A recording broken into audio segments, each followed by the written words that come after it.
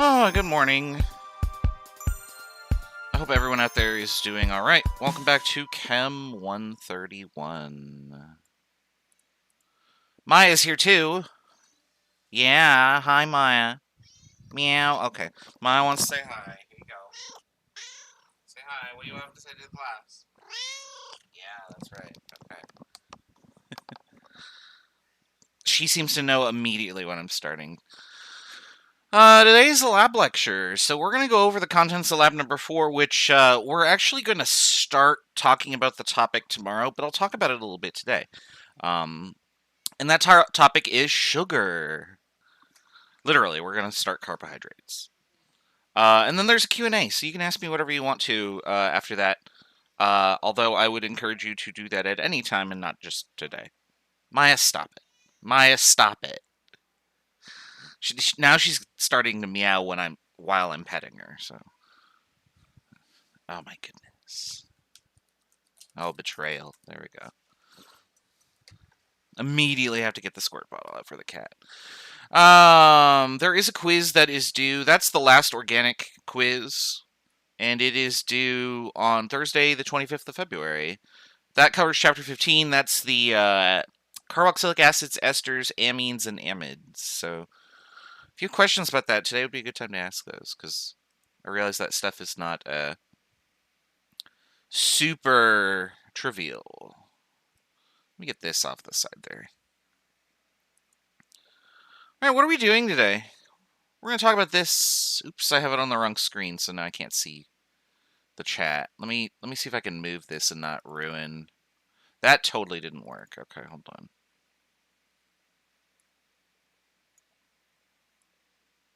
Yeah, there we go. Okay. All right, so lab worksheet number 4 involves carbohydrates. What is a carbohydrate? A carbohydrate is a combination, and we'll actually go over here to talk about this a little bit. A carbohydrate is a combination of carbon and hydrate, or water. So this is actually how carbohydrates got their name, was because people thought for the longest time that, oh, I don't even have the tablet out. I was just about to write on paper, and that would not have helped me. For the longest time, people thought that carbohydrates were just hydrated forms of carbon, and so that... Why am I in grayscale mode? Oh my goodness. Photoshop Y. Nobody wants this. There we go. Oh my goodness. There we go. So they thought that this was what carbohydrates were, was because a lot of carbohydrates, when you would heat them, they'd kind of get moist and wet and start to kind of melt. So like sugar, for example, when you heat sugar up, it sort of kind of liquefies and starts bubbling and darkens. And people in early times when they were studying these compounds thought, oh, okay, well, maybe it's because there's water in there. And that's sort of kind of true, but not quite. Today, what we call a carbohydrate is a compound that contains carbon, hydrogen, and oxygen. But also, it has to fit a specific sort of condition. So it has to have a number of features. So one of those features would be it has to have an aldehyde or a ketone in it. And there has to be multiple OH groups scattered along the carbon chain. And so I don't really know how to write that down other than like aldehyde or ketone and alcohol. So these features are important. We're going to see that in just a second. So what does a carbohydrate look like? A carbohydrate, for example, would be something like this. I'm going to draw a really simple one. 1, 2, 3, 4, 5, 6. Yeah, that would be good. And you might think, well, what the heck does this have to do with anything? And then CH2OH. There we go. Okay. Like, wow, that's a really weird looking molecule. That doesn't look like anything that I've seen before. And yeah, that's because this would be the unraveled version of a carbohydrate. Normally, what you end up seeing is the carbohydrate that looks like this. So we might have an OH here, and then an OH here. And I don't actually know what direction these all go. I'm just putting them all down for now, but that's okay. I know this one goes like this.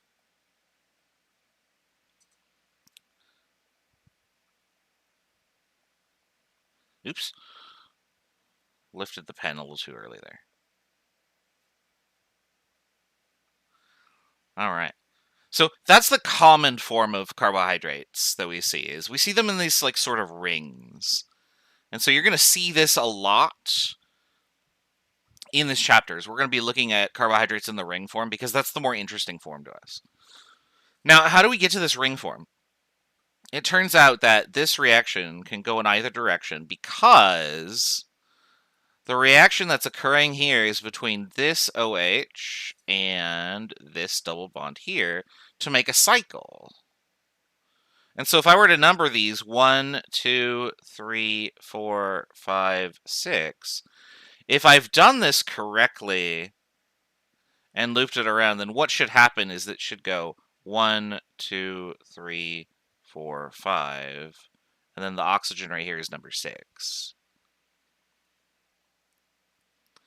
And so if you remember that if you have an aldehyde or a ketone and you react with an alcohol, you get, so for aldehyde plus alcohol, you get hemiacetal.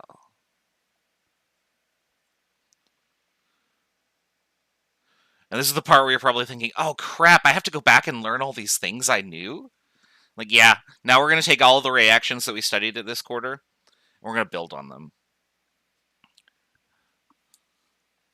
So when I do my reaction with the OH group on this aldehyde, I end up closing the ring. And when I do that, I get the cyclic form. And then what this can do is it can revert backwards. Because remember, hemiacetals are unstable. That's going to be really important for us in a little bit when we talk about the lab, because we're going to do tests with something that is essentially Benedict's reagent. Remember Benedict's reagent and how it reacts with aldehydes and ketones of certain types? That's the whole point of this lab, is you're going to be doing this specific test over and over and over, and you're going to start looking for aldehydes and ketones. Now, aldehydes and ketones on carbohydrates only exist if it's unraveled. And so as long as this can occur, you can find the aldehyde or ketone on your carbohydrate. And then it'll react with Benedict's reagent. Well, do all aldehydes, or I'm sorry, not all aldehydes, do all carbohydrates unravel? And the answer is yes, but. So I'm going to draw another carbohydrate down here.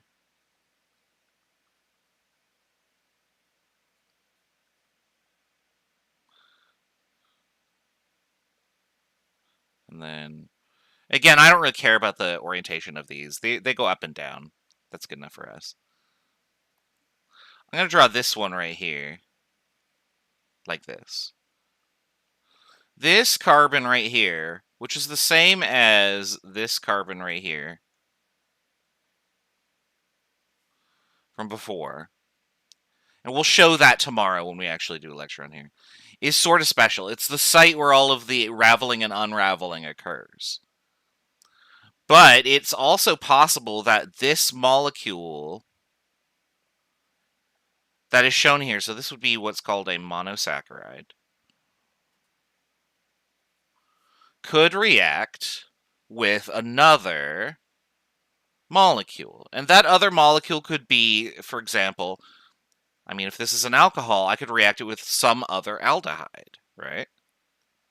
And thus I could eventually connect, and I'm just going to draw this kind of quickly, two of these together. Like this. Or I could theoretically connect it anywhere I want to, right? Because what is this? Well, this is an ether. How do I make ethers? I just dehydrate two alcohols, right? Carbohydrates are covered in alcohol groups. So I can stick any two together I want to, particularly if I have the right enzyme. Now, when I've done this, then what the result is here is this is no longer a hemiacetal. This is now an acetal, right? And acetals are stable. So what that means is that if I test this for Benedict's solution, this won't unravel and it won't react. Now, on the other side here, if I have another carbon, again, that's this carbon right here, for the second group, that will react. So depending on what I'm looking at, for example, this is disaccharide. Not disaccharide. Alright, there we go. Depending on what you're looking at, some stuff will react with Benedict's reagent and other stuff won't.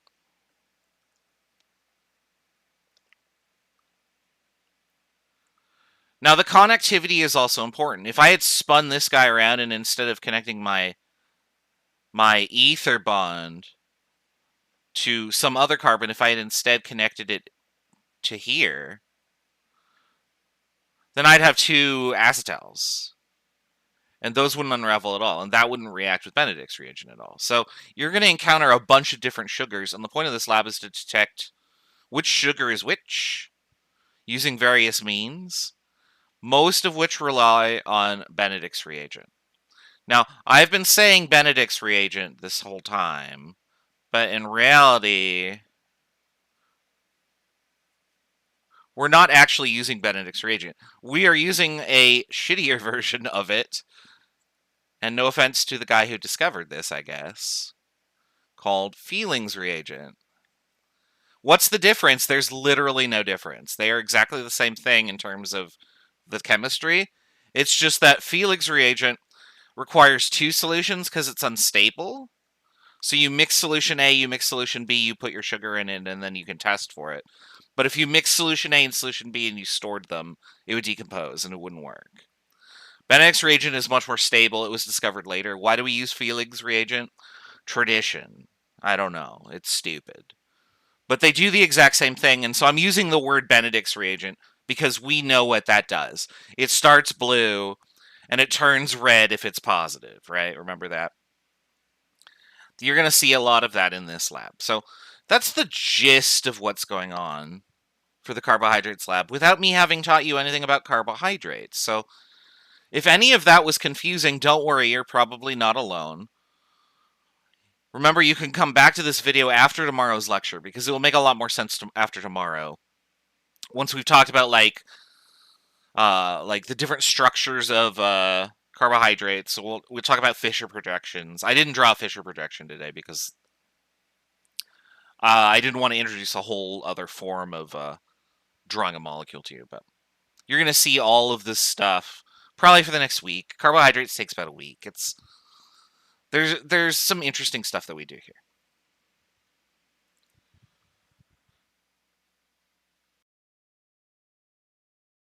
Sorry, I had to cough there. I just want to hit mute.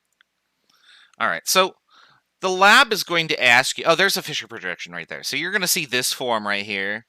I just drew it as the linear molecule that you'll see, but a lot of times carbohydrates are drawn like this form.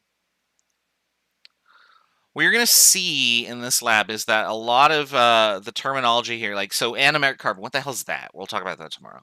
That's just the carbon that I pointed to for, oh, this is where the aldehyde or ketone was. So we'll talk about why that's important. We'll talk about what beta and alpha mean. They have to do with orientations and stereochemistry. And we'll talk about, again, all of that tomorrow. Important to note, there's going to be a bunch of different sugars, and they all have different names. So, for example, glucose is a particular arrangement of carbons and also their orientations. So, glucose has something down, up, down, and then the last group branches off like this. Whereas something like lactose is similar. Let me try and find lactose. Or galactose, I should say. It looks similar, but the orientation is different. So galactose is down, up, up for the second, third, and fourth one. Why does the first one not matter? We'll talk about it later. That's where the alpha and beta come in. So if these look very similar and almost identical, that's because they mostly are. You do not need to know these common names. So I'm not going to test you what glucose is and that the specific orientation of the stereochemistry, because I don't care. I don't know that off the top of my head either. I can look it up. So can you. It's fine.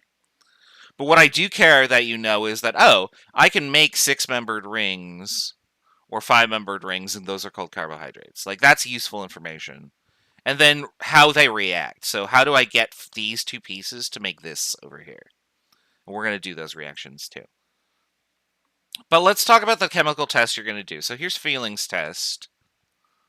You're going to react with feelings test, which is blue when nothing happens, and it turns, I wrote down brick red, but reddish orange is a probably appropriate description for what you'll see, because you're going to watch a video on this.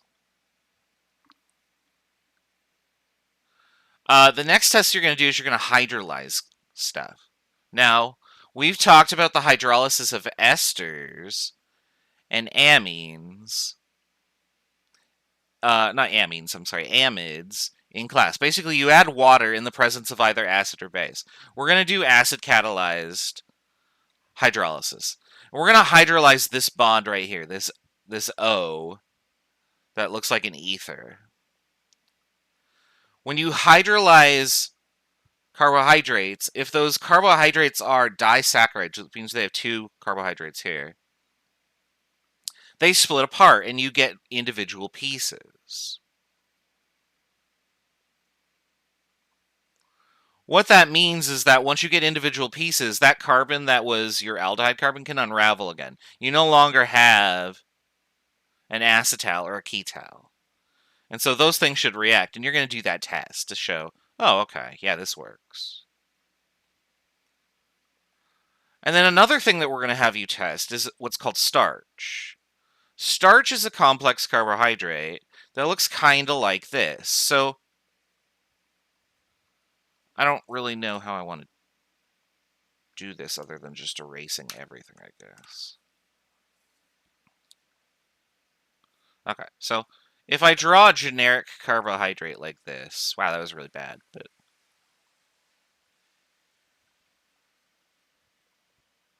I never remember what the orientation of glucose is, and I don't care.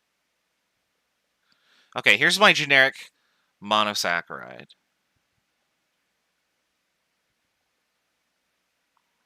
I'm going to reduce that down to this. Boop. Or, you know, that was really hard to draw, so I'm just going to do it this way. Boop, there we go. It's just going to be a dot.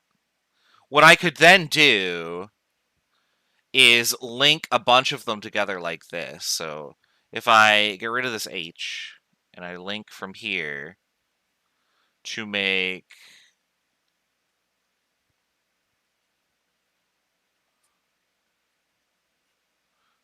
another monosaccharide, I make a disaccharide, right? But what if I kept doing this over and over and over and over and over again? I would just get a giant chain of these sugars. You can't see what I'm drawing. I'm so sorry. I'm drawing on the wrong page here. Thank you. If I was to link multiple of these sugars together, I would get what's called, and we'll just put dots here to indicate that this keeps going. This is what's called a polysaccharide.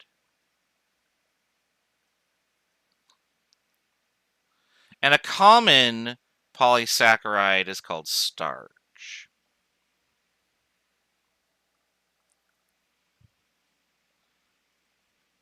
And there are other polysaccharides out there. So like amylase. No, amylase is the enzyme. Amylose, I think. Amylopectin. But starch is the common one. And so what we're going to do is we're going to have you put a sample of starch into a tube, and then you're going to try and do Benedict's test with it. Well, remember that Benedict's test looks for this carbon and says, okay, can I unravel that and see an aldehyde or ketone and react with that? Well, if you have everything linked together like this, the only ones that are going to be able to react with Benedict's reagent are going to be the carbon at the end, and everything else says no. So if you have a giant chain and you get one positive and the rest is negative, it's going to be negative. So what we're going to do is we're going to try and hydrolyze this.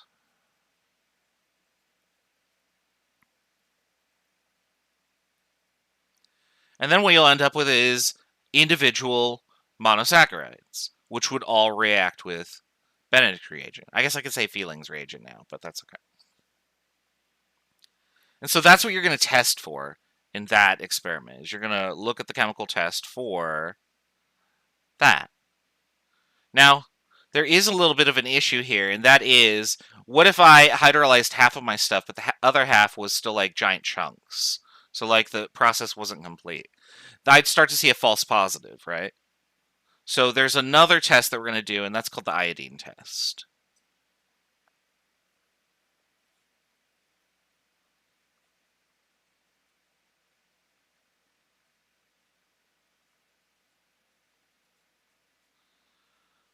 The iodine test can be summarized as the following. Iodine plus starch makes blue. Why? It's weird. I don't actually know why we get blue from that.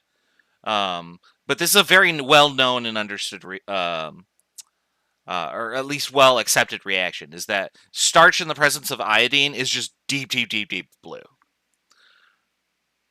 Poly is like a grain and mono is a simple sugar. Well, not quite. So grains can have simple sugars, but many plants and stuff will have complex carbohydrates where everything is connected to itself or other to make a polymer. So, for example, cellulose is the stuff that makes up cell walls in plants is a carbohydrate.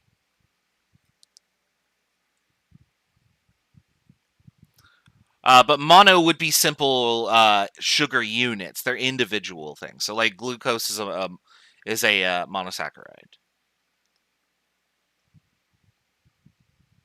And I don't know all of the sugars off the top of my head. So, like lactose is a disaccharide, but it would still be considered to be pretty simple. Typically, we're going to look at mono and disaccharides and explore their properties because they're just common.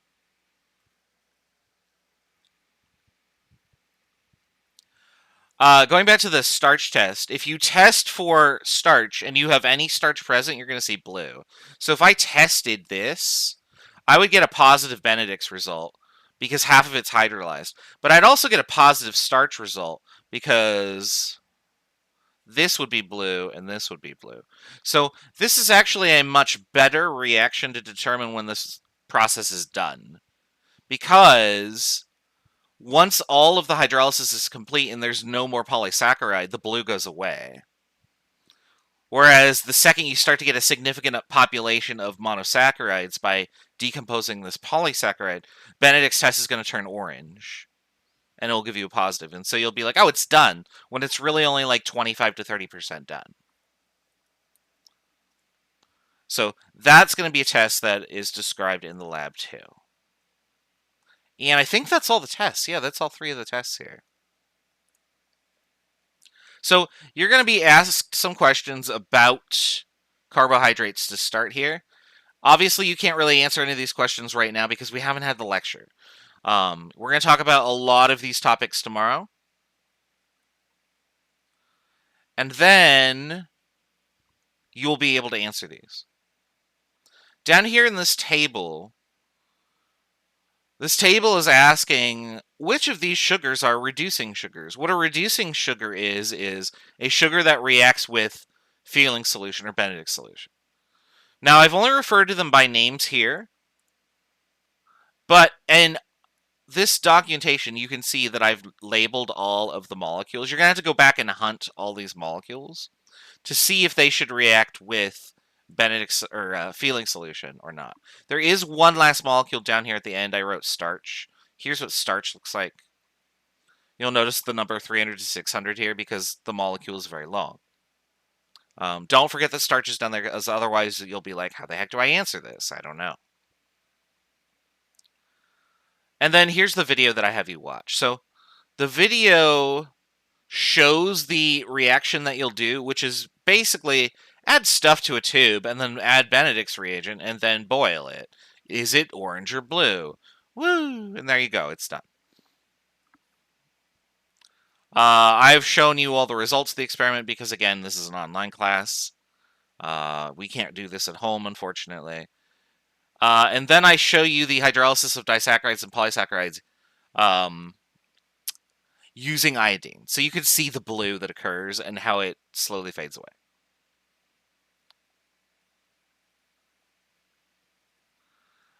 Okay, and then there's analysis questions. So, yeah, that's pretty much it. I think that this lab is a lot easier than the last lab where we gave you like 70,000 unknowns.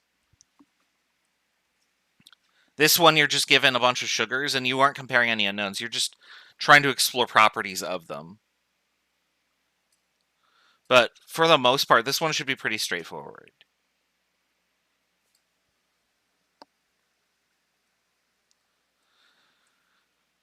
As an aside, this is sort of the part of the class where the experiments are just like, they're not going to be great on paper. Like, this would be so much more useful in person.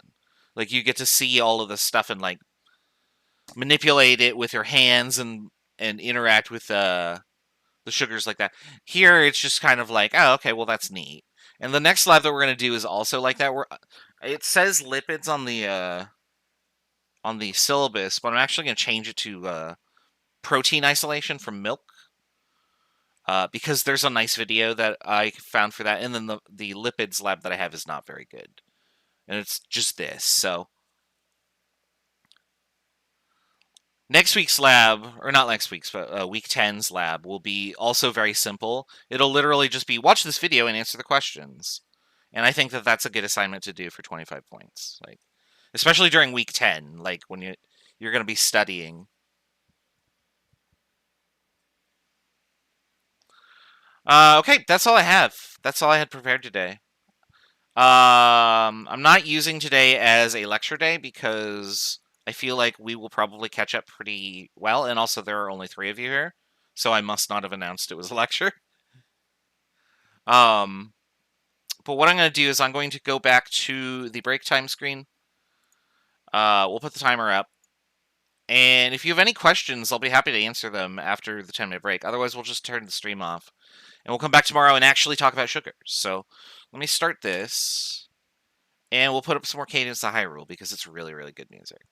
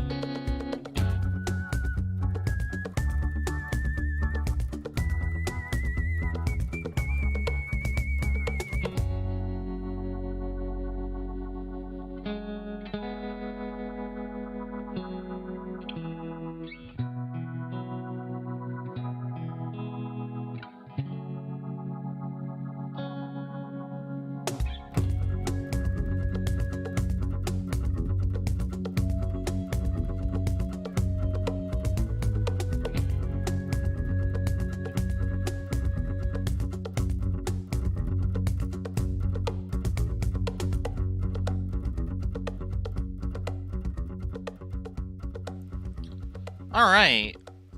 Welcome back. It doesn't look like there was any questions for the Q&A during the break, so if nobody has anything else, we're gonna go just straight over here and shut it down. Tomorrow for lecture, we're going to be doing the start of chapter 16, which is actually not in the text. I do a specific part on chirality by itself, so please do look over the notes before tomorrow's lecture if possible. Because the slides specifically have content that we're going to talk about that you won't actually get to read in the online text. So just be ready for that. And have MallView ready because we're going to be using that a lot too. Okay. Thanks for coming to watch the lab lecture, and I will see you tomorrow for the start of biochem. Have a good one.